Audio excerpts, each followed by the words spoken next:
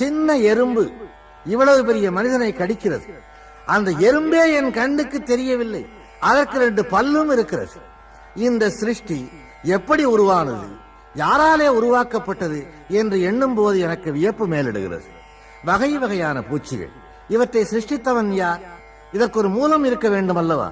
இந்த பூச்சியை உண்டாக்கியது முட்டை, அந்த முட்டையை உண்டாக்கியது இன்னொரு பூச்சி என்று பேசிக்கொண்டே போனால் அந்த முதல் பூச்சியை, அந்த முதல் மூலத்தை உண்டாக்கிய மூலம் எது? அதுதான் ஆதி மூலம் என்றான் இந்து. எல்லா மூலத்திற்கும் மூலமாக முளைத்தெழுந்த விதை அதுதான். அந்த விதையிலே இருந்து கிளைத்தெழுந்ததுதான் மற்றவை என்பதாலேதான் அவர் அதை குறிப்பிட்டார். இப்படி எல்லாமே ஆண்டவனுடைய இயக்கம்தான் என்று நம்புகிற இந்து விஞ்ஞானத்தை மறுத்தானா வெறுத்தானா? சொல்லப்போனால் விஞ்ஞானத்தின் அடித்தளமே இந்து மதம். மேகம்